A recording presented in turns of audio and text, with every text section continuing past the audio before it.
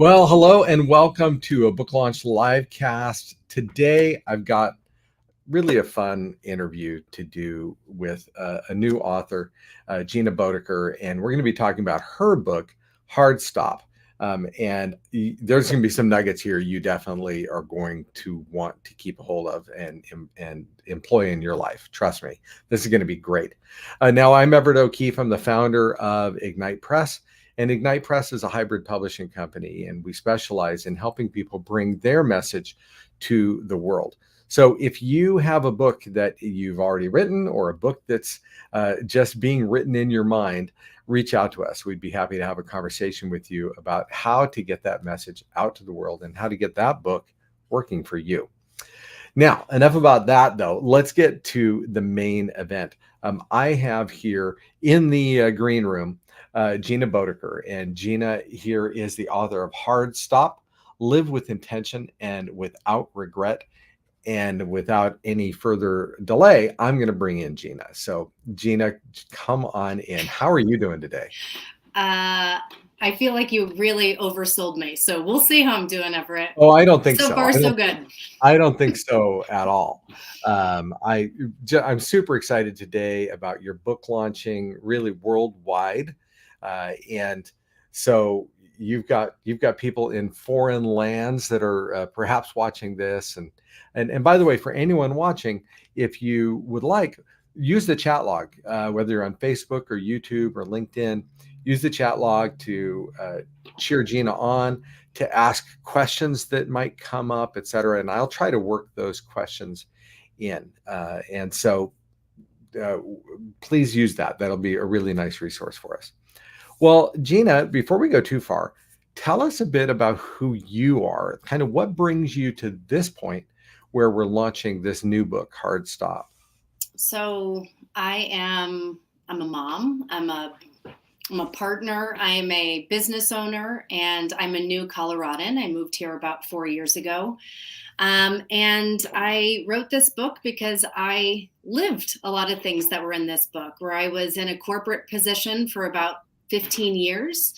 I had everything that I wanted on paper. I had the husband, the 2 kids, the big job, and wasn't happy, didn't know exactly why I wasn't, and decided that I wanted to make some changes and wanted to kind of be able to mom on my own terms while building a business. And yeah, that's what this has all, everything that we'll talk about the book, I've lived in some capacity, making some kind of changes in my life, which I've made multiple times at different kind of pivot points in my life. And that's the story that I wanted to share, a little bit about my background, but more about there's other people's stories that are in here. And I'm trying to resonate with others who feel like we're just moving. We're doing what we're supposed to do, and it's not enough. And so how do you kind of step back and decide where is it that I want to go? How do I get there? How do I create the time in my day to do that?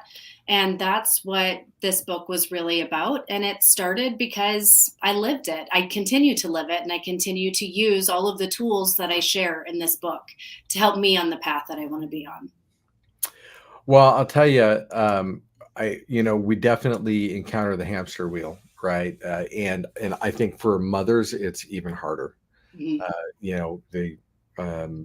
Just so many pressures and society's expectations and our own, right? Our own expectations of, oh my gosh, I've got to be, the super parent. I have to be the super business person. I have Right. to be the super friend. I have to be the super everything.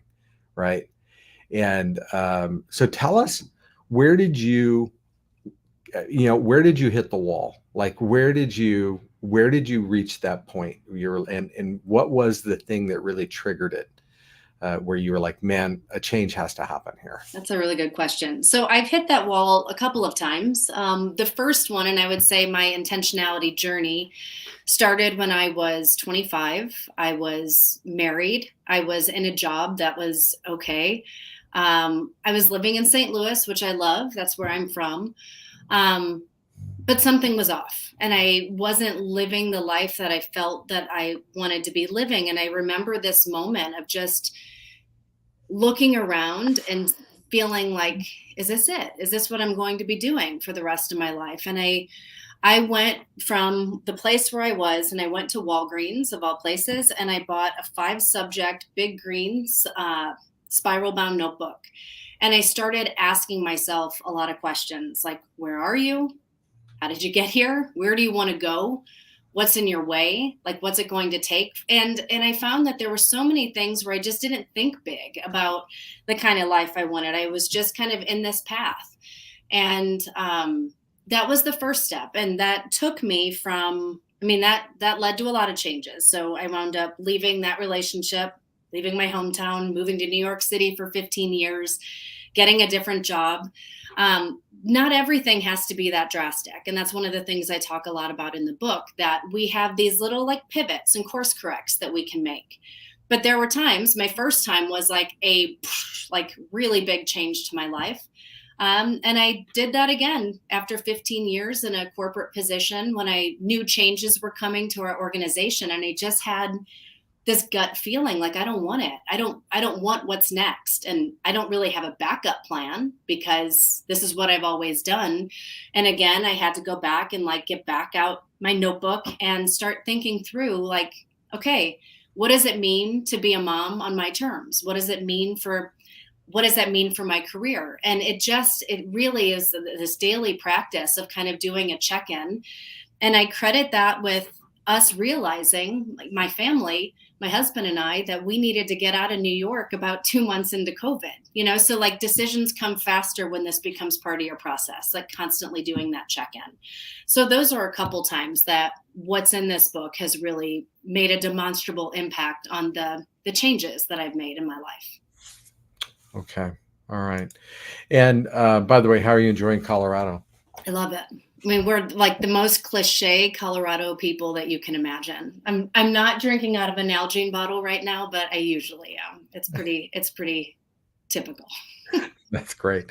Let me remind people that the book is for sale today. You can find it on Amazon, where you can pick up the paperback. Also, the Kindle is on a special launch price of 99 cents. And so we'd really encourage you to pick that up. And while I'm here, I want you to know this is a sharing book. Like there are some books that you buy that you go, okay, I know others will really benefit from this. And this is one of those. This is you giving this as a gift to someone else in your life. You are gifting them time. You are gifting them focus and intentionality. And that's a pretty incredible gift. So highly recommend that you share, get a couple copies and share these. All right. So where was the moment where you decided that there was a book in this? Where was there a moment that you were like, oh my gosh, this needs to go into a book so I can share it more broadly? So there was a time about a year ago when I was at a doctor appointment. And we've all been there, like you're sitting on a bench and there's like the paper and you feel exposed. And in this case, like I was super exposed. It was that type of exam. And this doctor says to me, she's like, hey, when was the last time that you had this exam? And I said, a year ago. Why? And she said, what were the results? And I said, they were normal. Why? And she said, hold on one second. And she gets up, she leaves the room, and she comes back in. She's like, I was just looking for a specialist. I wish you could see this.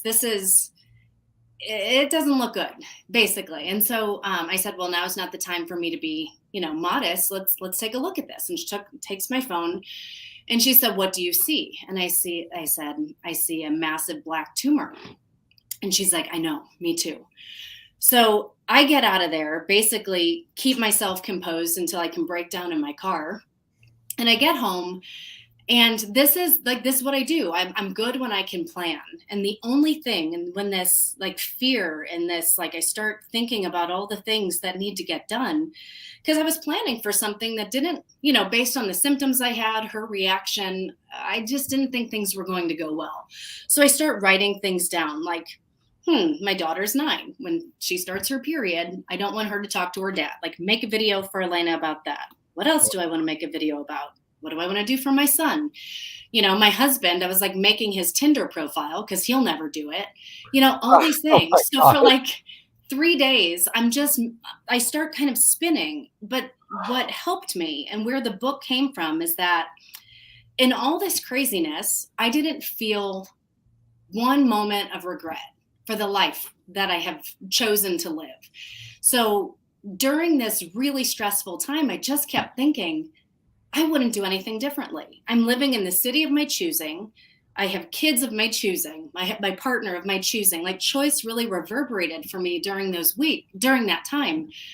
And I thought, this is a message that I need to share. Like I have created my life such that whatever this prognosis is that I'm going to have to deal with, I don't feel regret. I feel just so content where I am. And that's something that I felt so strongly about. I decided I'm going to share this. And that's when I started the Hard Stop newsletter. That was my first volume was Start with Why. My why was I want people to live without regret. We all will die. The time is coming at some point, but living the life that is worthy of living, right? So that's where the idea came from. And that was my motivation to block the time, to make the time for it, because I feel so strongly about this message. Okay. So now, what did you find after? Because Oh, now that's kind of an important now part, I'm right? all like, whoa, That's my an God. important part. Sorry. So like it took 3.5 weeks. We found out, there was a surgery, MRI, biopsy, and it came back benign. So I'm Okay. very lucky. And also it's a strange thing to say, like lucky to have had that experience in retrospect that really solidified without long-term consequences that, yeah, I'm where I need to be. And that's such a comforting feeling. Okay. Yeah, that was a big one. Sorry, Everett. That's Yeah, a big, big talk mess. I'm about going to have to work on that. leave that one out there, just hanging out there. Like, Yeah. um, Yeah, that's quite the spoiler. that is an amazing, you kind of describe it in terms of a gift. That you got this. Most people would say, I had these 3.5 weeks of terror, and would not consider that to be a gift whatsoever. But it's very interesting to me, and I'm completely impressed, Gina, that you found a way shortly after that initial appointment to just start planning, to just be like, okay, I, this doesn't sound good. Maybe I'm going to be dead in 6 months or 3 months or 3 years, or I don't know, but to do the life evaluation and the future evaluation, it sounded like in pretty rapid succession. And you're blowing my mind that you're like, like writing your husband's Tinder profile. That's a first, the first I've ever heard of anyway. But I love, and thinking proactively about what gifts can you give to your family and other loved ones if you're not going to be there for those things. And that you at the same time could look back at the choices you had made, and instead of going, I've lived a life of regret, that you've been in a spot where you're like, no, I'm happy I made those choices. Obviously, I'm sure there's some choices back there you aren't happy you made, but that's really incredible. So what makes you that person? Gina, that's what I want to know. What makes you that person? Because not everybody would have approached that circumstance that way. I don't know that I have an answer. When you were just saying that about, so I start the book with this quote: regret for things that we have done can be tempered over time. It is a regret for things we have not done that is inconsolable. When I was 25 and picked up that notebook, like that was one of the first things that I wrote. And that was a shift where I can be sorry, or I can feel regret for the way that things played out, for things that I've done. I'm not saying that I've made all the right decisions. I have not, I have made a lot of mistakes to get to the point that I'm at. And so to say like, oh, without regrets, yeah, but I did those things. I think the sadder feeling would be a life not lived that could have been. Mm-hmm. And so I don't know how that started. I don't know, because I don't know that I always had that approach. I feel like I I was a good student. I graduated early. I got a job because that's what you do.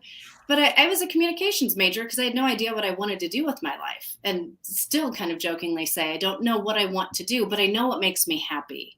I know, it was a Monday yesterday and I got up at 5 a.m. to work for a few hours, went on a beautiful hike with my husband at Rocky Mountain National Park, came back and had to work again and start early. But I blocked time because he's a priority and spending time together is a priority and being out and living life is a priority. And so I don't know when that started, but once you start approaching your day differently, it changes everything. I used to be a workaholic, which I'm far from right now. Most people have a real challenge making that adjustment. Let's get into hard stop. Let's get into first the title hard stop. Why is it called hard stop? Because I don't think there's anything that's more respected in corporate America than a hard stop. Like people will come on, and I'm guilty of this too. And now every time I say the word, I feel like I'm being cheesy. But it's like you go on to a meeting, you're like, okay, I've got a hard stop at the half an hour because I have another meeting. I have a hard stop because I have another meeting and a hard stop because of another meeting. And we use this all the time. And there's nothing else that I see that people respect as much as you need to get off because you have another priority. You have another thing. And so the idea is like, what if we set up our life with these hard stops? And the next priority doesn't necessarily have to be another meeting. So what does it look like if I say to my team, and some of my team is on right now, and we do this, we're on Slack and people will say, go into a coffee shop for a while, taking my dog for a walk. I'm going to take a yoga class in the middle of the workday. And yet we're able to still meet and exceed our client expectations while giving people the freedom to live their life. Not everything is a 9 to 5. And so that is why the name Hard Stop. And I want other priorities to fill in and not just be about like meeting, work. I take a hard stop at 1. I'm going to go for a hike for an hour and then I'll be back at my desk. And that's doable and it's healthy. And I think it makes us for happier, healthier people who are more content in our job and life. I remember when we first met and we first started talking about your book and you'd explained hard stop. And I was like, okay, this makes perfect sense because we give this great respect to, you've got another meeting in half at the top of the hour. So we'll be done. We'll be off by then. Mm-hmm. But you're right. If it's not for something like that, we're always like, oh, it's for your personal life. We tend to be like, oh, we'll blow right past that. Oh yeah. It's just a different level of respect about it. I'm leaving so I can go pick up my kids early from school, picking up my kids from school. You're like, oh, you block your day around that?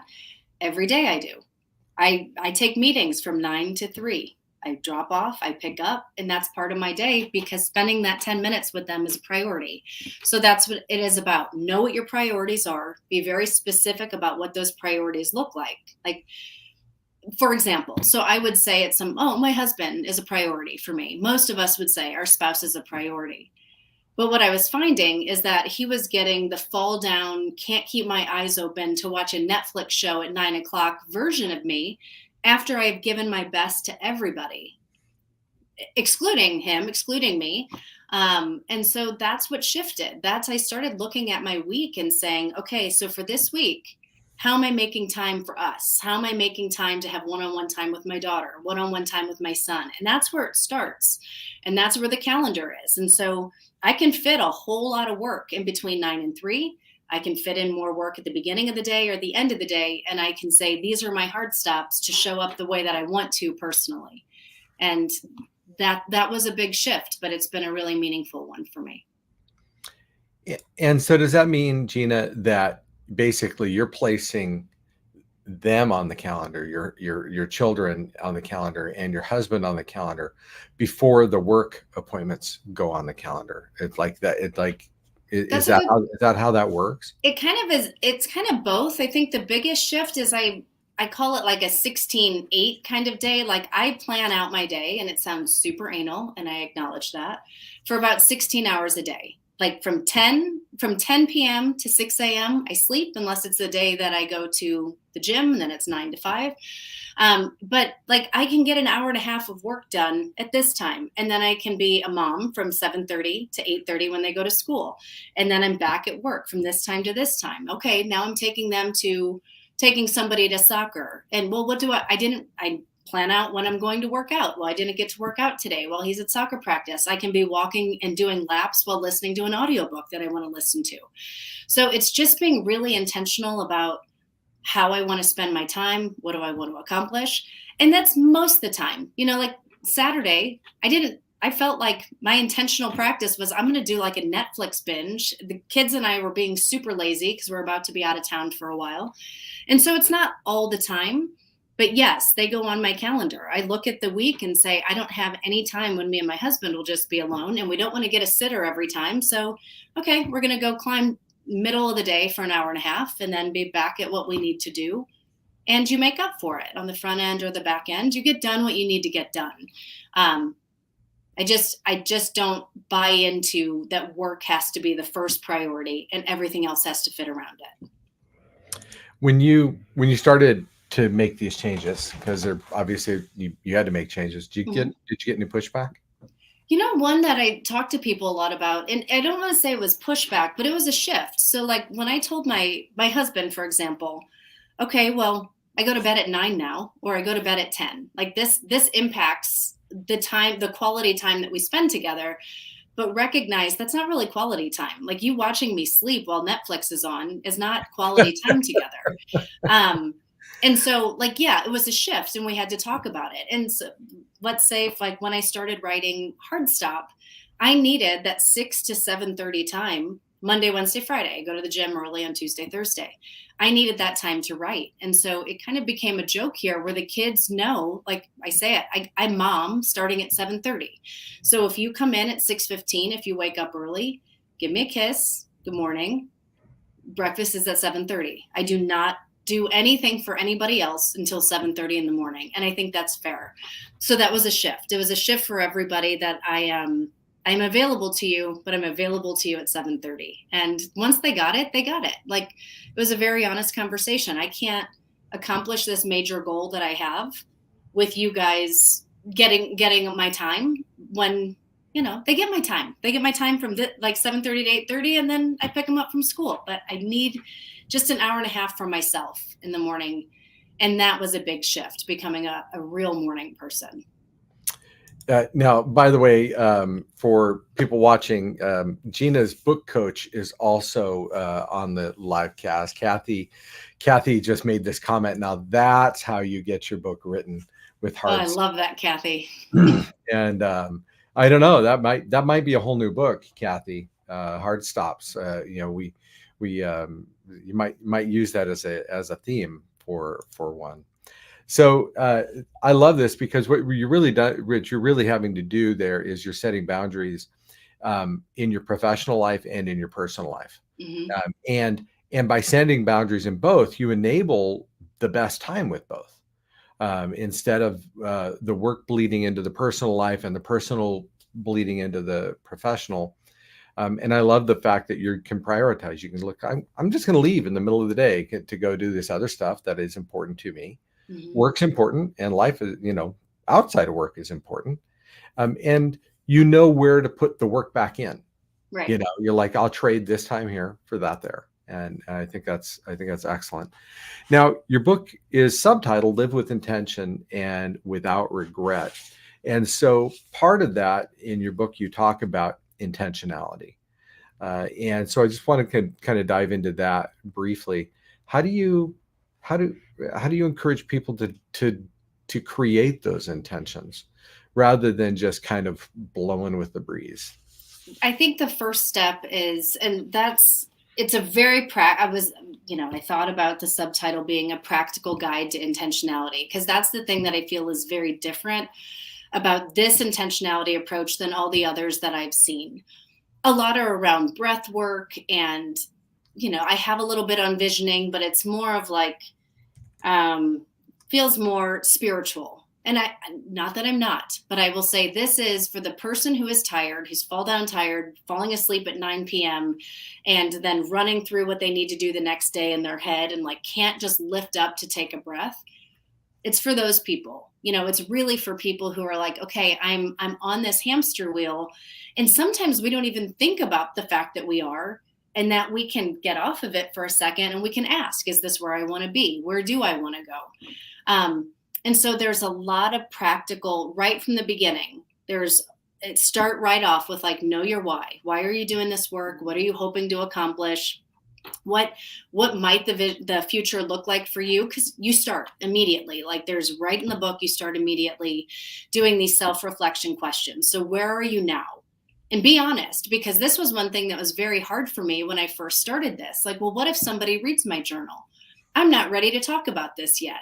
I haven't fully formed exactly what it is I'm feeling, and I feel vulnerable. But you start asking questions about where you are. Then you get to like, where do I want to be? And then we have a whole section of like, what are the things that are getting in our way right now? What are those? And in this phrase, I call it like the hard stop chapter. What do I need to put a stop to in order to start living life the way that I want to? So that's where it came from. It's a very practical. You do not read this book without having a journal or having a piece of paper and really going through the exercises, because that's where you get the most value. Now, you mentioned at the beginning stories Mm-hmm. about the people that have gone through this as well. Is there a story that you'd like to share from your book? Kind of putting you on the spot there. No, that's okay. But because I got to talk to a lot of people about this, and there's one who I just think that she's a badass. Like I'm going to share her story. Her name's Katie. And I can use her actual name because she said that I could. She was living in San Francisco. She was in a corporate position, very much like I was. She was playing a violin in a folk band. She's just cool. I just really like her as a person. And we've become very good friends over the years. But Katie had this, she was doing the equivalent of like swiping, I don't know, left or right, whatever it is that's like the dating apps. I haven't done a dating app, but like whatever it was to show she was interested. And it just wasn't happening. And she made this decision. She's like, if I don't have kids by the time that I'm 45, I'm going to do it. And I'm going to do it on my own. And she did. And she had her son. And then she decided to have his biological full sister next. So she's a single mom by choice, 2 kids. And then she quits her corporate job after she was building up a side business on the side for a long time. She had this lofty goal of, I'm going to be an entrepreneur. And I am, but I also had a husband who also had income. Like she's doing this by herself and supporting 2 kids. And we talked a lot about it. And these are the things that we cover in the book. It's like she had this goal and she broke it down very granularly on what do I have to do to get to the next step and the next step and the next step. And now she's the one who wrote my website. She was a advisory member and for my book on the editorial board. She's crushing it. And it sounds like it's the thing that is so big that most people won't allow themselves to even think that that's a possibility. And I found her story really inspiring and motivating. That is incredible. Now, I tell you what, I want to share a comment came through. I just have to put it up here. Grace Sherrington from Austin, Texas says, love the hard stop through your eyes, Gina, and can't wait to check out your book. By the way, Grace is a marketer, a internet celebrity. She's a genius. And I'm thrilled that she's here and talking about your book. Thanks, Grace. Now, we have to land the plane, sadly, but I want to give you a chance to let people know where they can reach you if they want to learn more and want to go further down this road with you. Okay. 2 ways. One, there's ginaboedeker.com, which is just my name.com. There's a website and there's a reach out to me. So that's like a form, but it comes to my email. Or if you just want to email me directly, I'll keep it super simple and it's my name @gmail.com. All right. Very good. So Gina Boedeker @gmail.com or ginaboedeker.com. Fantastic. Well, thank you so much for coming on and just super excited about this. Gina, you're amazing. Thanks, Everett. All right, everybody. So there you go. Get your copy of the book and share it with others. Thank you so much for joining us on the Livecast today.